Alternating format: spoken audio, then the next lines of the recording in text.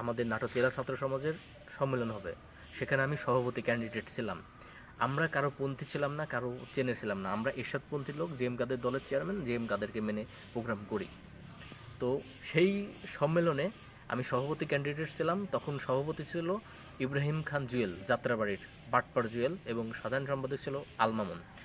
তো সেই প্রোগ্রামে আমাদের উপস্থিত থাকতে বললো। তো সেখানে জেলা জাতীয় পার্টির সভাপতি আহ্বায়ক ছিল আলাউদ্দিনের সঙ্গে আমাদের মেন ঝামেলা। আলাউদ্দিন আমাদের সেই সম্মেলনে নেবে না, আমাদের বিভিন্ন রকমের অপমান করা হচ্ছে।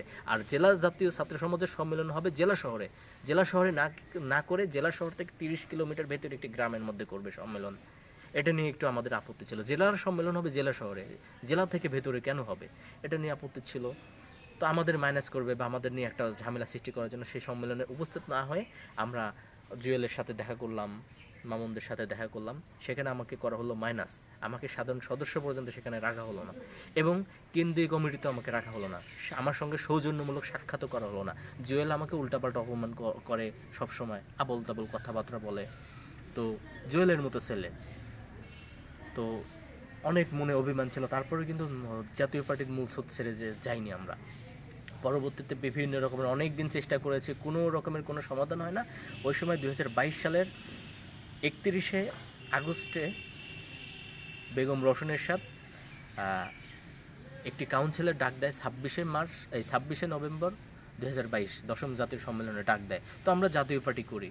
বেগম রওশন এরশাদ বলেছিলেন যে আমরা সবাইকে নিয়ে দল করব, আমরা কারোর সঙ্গে কোনো কাউকে মাইনাস করব না, বিরোধিতা করব না। কারণ আমরা এতদিন চুপ থেকে দেখেছিলাম জেএম কাদেরের সঙ্গে সাক্ষাৎ করা যায় কিনা বা এটা একই কাজ করা যায় কিনা। আমাদের এমন কোনো অভিযোগ ছিল না যে আমরা দলের শৃঙ্খলা ভঙ্গের কাজ করেছি, দলের বাইরে গিয়ে কাজ করেছি, জিএম কাদের সাহেব কোনো গালি দিয়েছি, কোনো কিছুই না। আমাদের এভাবে হুট করে মাইনাস করা হয়েছে। আমাদের কোনো দিন একটাবার কেউ ফোন দিয়ে বলেনি তোমরা অমুক করতেছো, তোমরা আসো কথা বলি, এরকম কোনো কিছু হয়নি। আমরা কোথাও গিয়ে ন্যায় বিচার পাইনি, একটু সান্ত্বনামূলক কথাবার্তা পাইনি, দেখতেছি কিন্তু তারপর আর কেউ দেখে না। তাহলে আমরা কোথায় যাব? আমরা তো জাতীয় পার্টি ছেড়ে আওয়ামী লীগে যেতে পারি না, বিএনপিতে যেতে পারি না।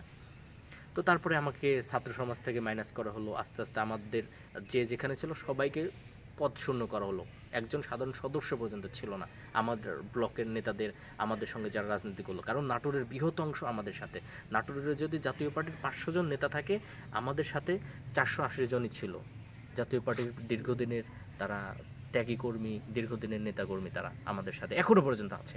তো তারপরে জেএম কাদের যাদের